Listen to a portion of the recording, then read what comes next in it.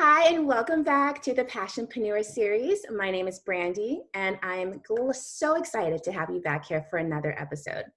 Today, I have Liz Fleming on board, and we just met recently, but I already feel like we're going to be good friends. We have so much in common. So what you guys don't know is that I actually sent out a Google form to all of my experts who are on the show this month. And it's been really amazing what feedback they've been sending as far as their favorite authors, books, podcasts, shows, their mentors, you name it. And one of the things that stood out for me the most with Liz's was that we have a favorite book. Mine's on the shelf over there. Oh my goodness. I'm actually reading this again right now. And when I saw that this was one of your favorite books, it made me smile. Oh, I'm so happy you have it. It's funny because my coach actually recommended this to me recently. And I was like, oh yeah, I forgot about this book. It's so good. And just like you mentioned in your questionnaire, it really is a great book to read over and over again, just as a reminder of how to run your business, where to come from, that heart place, that giving, serving place, which is definitely what the Passionpreneur is all about. So I would love to officially introduce Liz Fleming. Welcome to the show. Thank you for having me. It's so awesome to be here. Absolutely. And you were actually referred to me from a mutual friend of ours. Yes. Lauren Allen from Corporate School Dropout podcast, who was just on the show a few days ago. And so I know you have an amazing story of how you went from corporate to where you are now and all of that. That's what that's brought to your life since then. So I would love for you to take it away. Give us some background into who you are and why should we listen to you? Sure. Oh, I would love to. So, as Brandy said, my name is Liz Fleming. I am a digital marketing strategist and personal branding coach, primarily for solopreneurs. And my passion is teaching them how to grow their passions through organic marketing strategies like personal branding. And I primarily do that using my 4E formula for success, which I'm sure we'll touch on. Yes. But this is this formula that I developed with personal branding has been around and in my life for over a decade now. I didn't know it until about a year ago when I sat down to create my first course. But personal branding and various tactics within are how I have grown my exposure my entire career for myself. And that helped me start my own business. So I started in the PR industry for a few years. After that, I went in-house from my firm to work for the PJ of America as their marketing director, learned a lot there. And that whole time I was side hustling. And that's kind of how Lauren and I spoke on that Corporate School Dropout podcast. We met each other through LinkedIn. I'm a huge advocate for that. And I told her the story and it just kind of went from there. But personal branding has been the number one thing that's grown my business and has been keeping it going. So that's what I specialize in. I love that. So right off the bat, I feel like I'm going to have some people who are asking, well, I'm not a coach. I'm not a fitness instructor. I'm not a dancer. I'm not this, that, or the other, where they think that those are the only people or only industries that need to worry about personal branding. Is personal branding something that anyone in any industry can really benefit from and should use to grow their business? Definitely. Everyone out there, you guys, everyone should be leaning on their personal brands, whether you're an entrepreneur, a solopreneur, maybe you're a small business owner with some staff, or maybe you're a professional that is still working for another company, but you're side hustling and trying to grow your hobby and take that full time. Personal branding works because it's tied to your name. And that increases your authenticity and your credibility right off the bat. That's what instantly sets you apart from another professional doing the same thing. It also makes your business look really good. So an example of this that I give my clients and students is the first thing that people do when they get curious is they search, right? They search on social media, they search on Google, on Bing, on YouTube. They go everywhere to get the information that they need before they even decide to make an investment. That's how they make an investment. And if they find what they're looking for, which should be a person, then it's more likely that they're going to move forward because you're reducing that level of hesitancy that they experience before purchasing a product. So you're building trust and you're increasing your authenticity, you're increasing your credibility, and most importantly, you're increasing your authority in any industry. So everyone should be doing this for sure. That is huge. Yeah. That is really huge.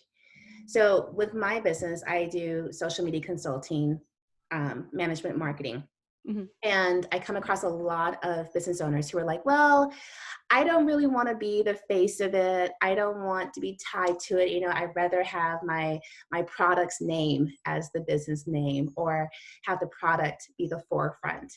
Mm-hmm. What are some ways you're helping your clients kind of overcome that, or see the other side, the benefit to it? Yeah, so the most important thing to realize there is you can do that for sure. You can have a product or a service act as the face of your business for sure. But what I teach my clients and students is that if you want to make marketing easier and increase the likelihood of making that sale and profiting more consistently, it's easier when you're in the picture, because again, it's a psychological factor for purchasers out there, for all consumers. There was this crazy stat that I think it was in 2018, I read it in Entrepreneur magazine, that 92% of consumers worldwide prefer to receive their information from a person over a company now. So they're looking for humans. People prefer people. And that's not a new thing, but it's really, I think, maximized in exposure now and become more recognized as a tactic because of certain instances and how maybe the landscape is, how our culture is now with digital and all of that. Most people are making their purchases online. Not all of them are going into stores. So not all of them can meet the person that owns the store or is behind the register or can meet the staff. So your online presence is number one. And the more that you can show up as you in that space, the better. So then you're not just working with people who are strictly online businesses. You're saying Correct. it carries over to so brick and mortar, it doesn't really matter. Correct. Yeah. So I work not just with solopreneurs with online businesses. I work, actually, the majority of my clients are small businesses with brick and mortar stores. Ooh. So personal branding is this new thing for them. A lot of them, up until working with me, lean on like the name of their store to carry them in their marketing and branding. And I'll give you an example of this. They don't even have their own names on their website. They don't have an about or a bio that details their story of why this store is relevant and what value they bring. That stuff is so, so important. And that's what people are looking for. That's what consumers want. They want a person. And the reason for that is, if you think why things like social media are so popular, is because it creates community. People are looking for friendships. They're looking for a sense of belonging. And the more that you can provide that with a business, the more likely you're going to have your own community of followers, subscribers, buyers, long term. So, Wow. That's huge. it's huge. A lot of people don't realize it. And I'm not the only advocate for it. One of my greatest examples is Gary Vaynerchuk talks about this all the time. He said in a keynote recently to thousands of people that if you aren't using your personal brand as part of your marketing strategy, then your business is uncomfortably vulnerable long term. Like, yeah. People started this a decade ago, and those people who started are now seeing the amazing results that comes from it. And as we get more and more resources like these free social media platforms that help us build our presences, the faster that success happens. Fully on board with that. I mean, never has there been a time where, as far as I know, we've had so much access to free things to help us grow our businesses. I mean, Facebook, Instagram, TikTok, yeah. LinkedIn, there's so many different places where our clients, our customers are hanging out, and we have that ability to talk to them without having to, I mean, I'm not sure how old you are, but go back to like putting ads in the yellow pages and yeah. and different magazines, and spending so much money on print, postcards that we'd sell, or not sell, but send to hundreds of thousands of people hoping for a phone call back. It's in a way, it's so much easier. Yeah. It's still challenging. Yeah. Well, together. and what I love is with personal branding, you're in control. It's just like what you just said. You're not spending money on a thing that you don't have control over, like Facebook ads or Pinterest ads or Google ads, which are great if your budget allows for that. I think those are really useful tools if you know what you're doing with them and you have the money to spend. But with personal branding, it's totally free and you're totally in control. You can be completely proactive about your presence. And I don't want to call it a scare tactic, but when I introduce people to personal branding, the first thing I ask them is, when was the last time you Googled yourself? And almost always it's more than half the room that's like a deer in headlights. Like, what did she say? Oh my God. And they're like on their phones. And, if you aren't aware of how your name shows up on the internet, that impacts your business. It impacts everything. That's your reputation we're talking about. So that's why I'm so passionate about teaching my clients this, because it's a free thing that you have control over that can completely maximize your exposure if you let it. That's huge. Okay, so let's dive into that. What are some of the ways, or if you're ready to go into it now, Sure. the 4E, how are you taking your clients through this? Yeah. So the 4 E's came about because I worked with so many clients one-on-one, and I realized I was teaching them all these 4 steps across the board. So the 4 E's, I'll give them to you right now. E1 is exist with intention. E2 is elevate your visibility. E3 is enchant your audience. And E4 is evolve your presence. So those 4 E's kind of act as like the life cycle of your business in terms of personal branding and marketing. So you can't have one without the other. You have to exist intentionally. You have to be proactive about your presence and know how you show up online, but you have to constantly be elevating your visibility in new ways. So looking at where you are now online and where else you can be. Enchanting your audience is probably the most obvious. That's where we talk content creation and story selling, all of that jazz. And then evolving your presence is all of the new tactics and tasks that you can employ within your business to not only challenge yourself, but increase your presence in a new way. So things like maybe doing virtual summits or being interviewed on podcasts or starting an affiliate program or a membership program. So those 4 E's are really the core of my business for that reason. That's what I've done for a decade now with my personal brand, and that's what's working for me in my business. And now I teach it to all of my clients worldwide. So that's the system of mine that works. I'm sure there are many ways to do it, but that's what works for me and my clients. Nice. So when you bring a client on, is this something where they're working with you ongoing, or it's for a set period of time, you're teaching them this, and then they're off on their own? Yeah, so the 4E formula is inside my course, Brand and Bloom, and you can learn all about it. It's a really comprehensive course, no fluff, but it's totally self-paced because I'm really mindful that every business owner is at a different stage in their life, in their business. I'm not treating everyone the same and trying to force them into a certain mold, because that's not how you learn. So the course in its entirety is broken down in the 4 E's in steps, and they can go through it as they have time. I kind of coach them along with certain prompts, and then there's bonuses, there's a networking group. So the accountability is there, which is really helpful. So everyone has access to me, but again, everyone is at different points in their business. So I try and be really mindful of that. Perfect. So is this something where you can be too far in your business? For example, a lot of our audience, they might be 1 to 2 years into starting their business. So they're still fairly new, right? They're still figuring it out. Yeah. And then we have the other half where it's still considered a side hustle. They're not quite sure they're ready to go all in, or maybe they're just not ready yet. Can you be too far into your business to then all of a sudden now you want to do personal branding? You want to tackle this area? No, it's never too late and it's never too early, honestly, when it comes to personal branding. Again, because we're talking about your reputation, I know that the earlier you can do this and focus on it, the better. But if you've gone for years growing a business and marketing a business without a personal brand, then you should start now.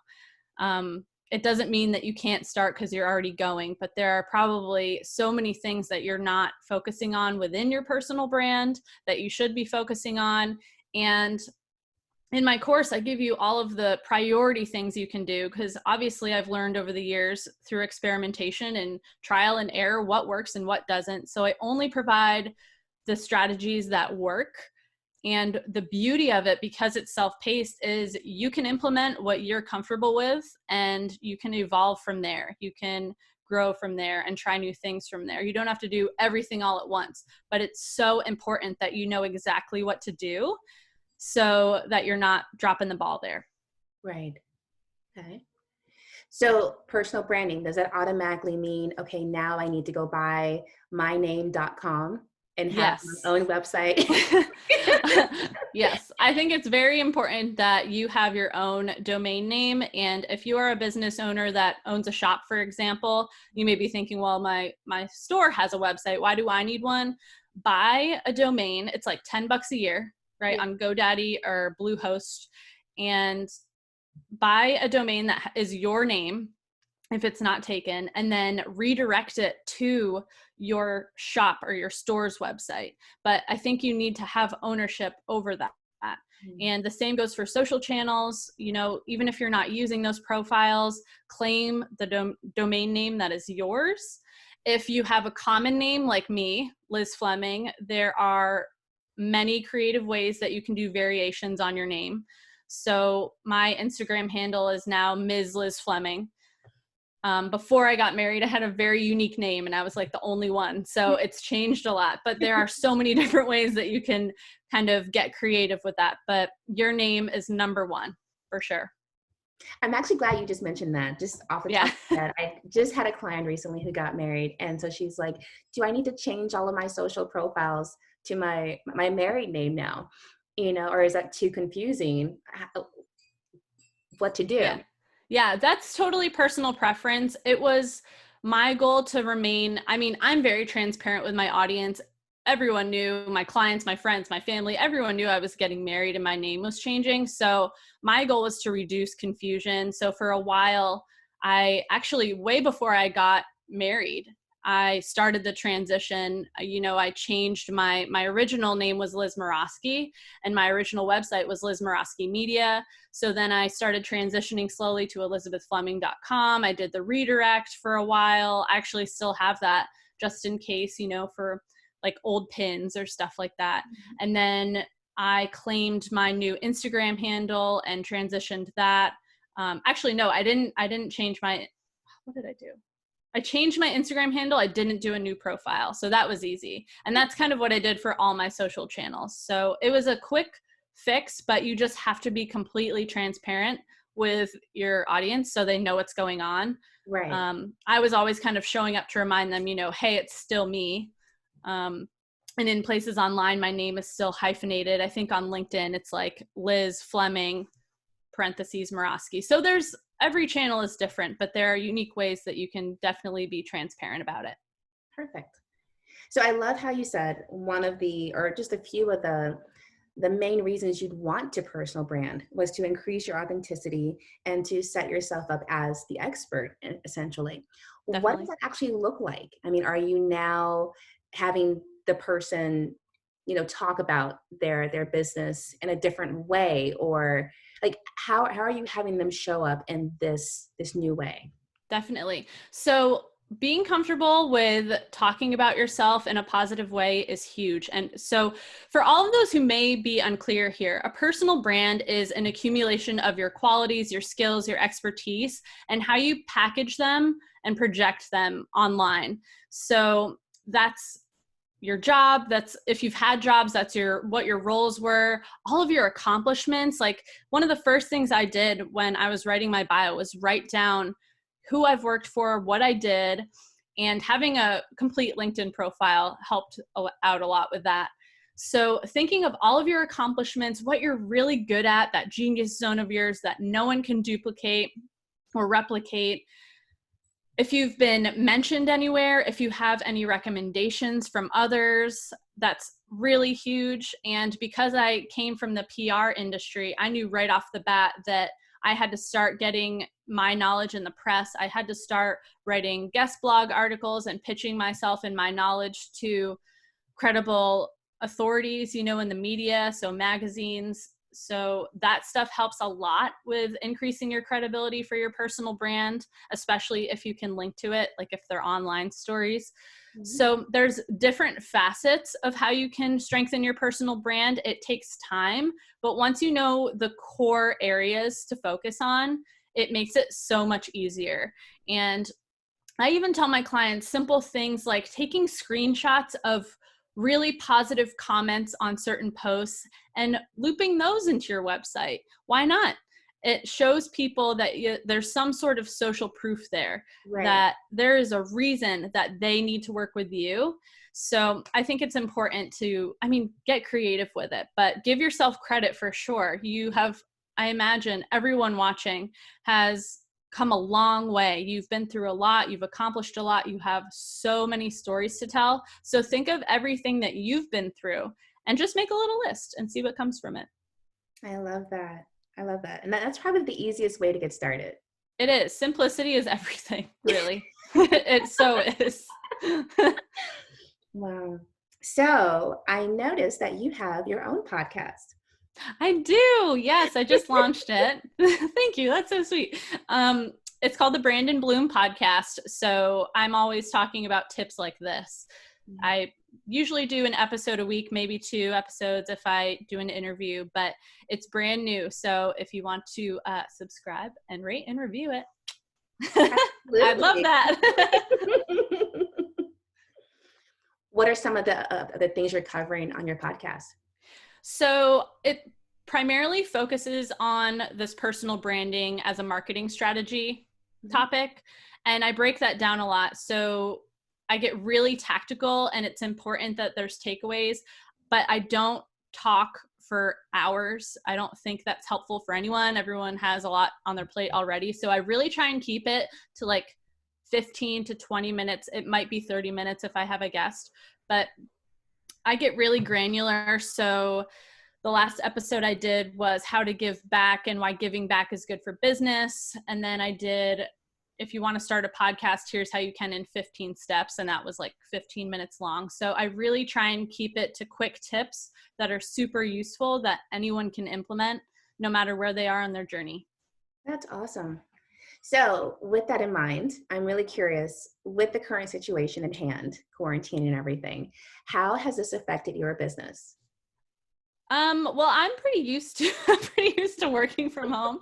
I'm in my little hole here in my office all the time, but no, in all seriousness, it definitely has slowed down slightly just because the bulk of my business and how I promote myself is through public speaking. So I had a lot of events canceled, a lot of workshops that I do in person. And that's the stuff that I love, is interacting with people in real time.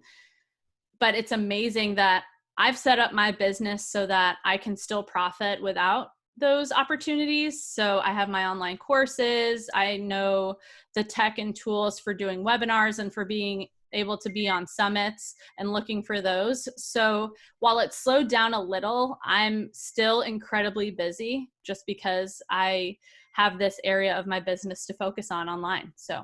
Wow.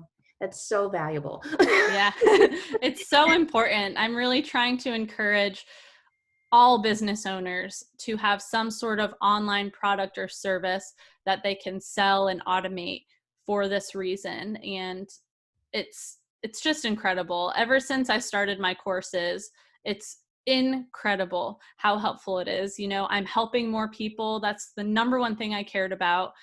I'm helping more people and I'm making more money more consistently because it lives online. It's always there. So is that something you also teach on? Yeah. So I teach my clients how to create courses. If they want to do mini webinars, they want to do master classes, it's really versatile. So I do one-on-one coaching for that. But then inside of my online courses, specifically Brandon Bloom, where the 4E formula is, I do live trainings so they can learn all about this stuff. That's part of what they get when they enroll, is access to more information in those elements. That's awesome. And we'll have access to that on your website Yes. as well? Okay. Yes. So everyone watching gets free access to my masterclass, which kind of teaches you more about this formula. So I wanted to make sure that you all have a well-rounded understanding of this before you even invest, but it also comes with a discount for the course. That's really significant. I don't do that ever for everyone. So I just highly recommend watching it and giving it a chance for sure. It's got a lot of great material in there. Oh, that's awesome. Thank you. Yeah, thank you. So I guess to wrap things up, I just want to go over also some of the people that you mentioned that really inspire you, that you look up to, like Marie Forleo, for example. Mm. Can you just talk about the different people, like what about them has influenced your work? Sure. So Marie Forleo was one of the first professionals that I came across a couple years ago when I was teetering that line of working full time, or should I go solopreneur full time and work for myself? And she was the one that catapulted me forward, because she showed me that I can be myself and be successful. I worked in a lot of industries where that wasn't the case. So that was really inspiring and motivating. And just to see how smart she was and how she shared her information in which formats, I learned so much, not just from like the videos and the content that she shared, but I paid really close attention to how she did it. So how she wrote her emails, how she launched her courses. From the very beginning, I've analyzed that. And then because of her, I learned about Amy Porterfield. You know, they're all kind of connected, that whole group. They all are affiliates for each other, which is awesome. Right. So I really got to know all of them, like Brendan Burchard, all of them, Ryan Levesque. So I paid close attention to them. But I think what's most important is I reached a point where I stopped relying on others and I just started doing. And that is really what got things going for me. So it was a nice, healthy balance of learning, but not being so consumed by that material, and remembering that creating is the most important. So they all helped me with that for sure. I love that you mentioned that, because I think it's so easy, at least I know for myself too, I have cycles. I get really excited about a new book, a new mentor, a new tool, a new something. And I start studying it like crazy. And then I find myself, a week or two or maybe longer, Yeah. so deep in it, and I still haven't actually utilized what I've learned. Right. And then it's like, oh shoot, I've wasted all this time, and now something new is on board. So definitely having a mentor, someone that you admire to influence your work, to do that, but then also take the action and start doing it in your own business. Yeah, I mean, and part of that too, actually most of that is you see the success that they've reached. Mm-hmm. And I love hearing those success stories. Like Marie started, she was like waiting tables and she barely had enough money to create her first website, and now she's like a multi-millionaire solopreneur. That stuff is what keeps me going. That is my biggest driver, because we all have days where we're like working so hard and trying to do all the things, and we're making really good content, but no one is seeing it, or not as many people as we like, and we get doubtful and we get down on ourselves. So I've looked to these professionals my entire career as my shining light, my guiding lights. They're just always there, and I have all of their books. So if I'm having one of those moments, I flip to a tabbed page and I get going. So it's, as a solopreneur, and I'm sure as you know, it's really critical that you can be self-motivated. So they have helped me do that for sure. Absolutely. Oh, I love that you said that. Yeah. Yeah. Especially during times like these when we can't even leave the house. So Exactly. So I have to ask you. Yeah. With what you're doing now, is it your passion? Oh my gosh, yes. Do you hear me nerding out? Oh my gosh. I hope people are still listening. I'm like, yes, well, personal branding it's incredibly important, because I'm obsessed with it. And that is the key to success, I've heard in many realms, if you have to have a really unhealthy obsession with what you're doing to do it long term. Like it has to be, it's more than a passion. It's everything. And what are your goals for the next, let's just say next year? Oh gosh, the next year, I would love to start a membership platform. That's the next thing I'm playing with, because I have all of these. I have 3 courses, and then I'm publishing all of this stuff. I'm writing a book. So I would love one place where my people can access that and always have that accountability, and it's a deeper sense of community. So that's kind of my biggest goal right now, is engaging people in a new way and a better way. So that's amazing. Yeah. All right. We'll see. Final takeaway. What do you want to leave us with? I want to remind everyone that you are your greatest superpower. You can spend as much money as you want on fancy software, on amazing staff.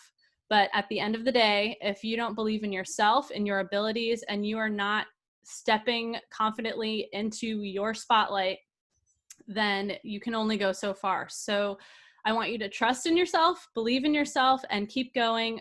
Tell those stories, because the world needs them. They need them badly. So show up and don't be scared. That was perfect. Thanks. Thank you so much, Liz. This was amazing. Thanks, Brandy. It has been so fun. I would love to do this for hours. There's so much that I've gone through that I know others are struggling with, and I'm not perfect by any means. I still have my struggles, but there are so many things that I wish I knew back then that I now know. So, and I'm sure you can speak to that too. Yes. We go through a lot, and at the end of the day, keeping it simple and leaning on your community and relationships like this are what get you through and get you out on top. So thank you so much for having me. It's been awesome. Thank you. We will do more of these. Yes. Yay. I know it. I love it. All right, you guys, thank you so much for tuning in to the Passionpreneur Series for another amazing episode. This one with Liz Fleming. Thank you, thank you, thank you. Again, there will be an email that follows with ways for you to stay connected to Liz, and definitely check out her course, check out her blog, your podcast, all of the things, because you just have so much to offer. And I really appreciate you giving us your time and your wisdom. So thank you. Thank you so much for having me. I appreciate it. Awesome. All right, you guys, I will see you tomorrow. Stay tuned for more amazing episodes. And again, I'd love to hear your feedback. So email me, find me on Instagram. All of the goods are going to be in the email to follow. And I'll talk to you soon. Have a great day. Bye, Liz.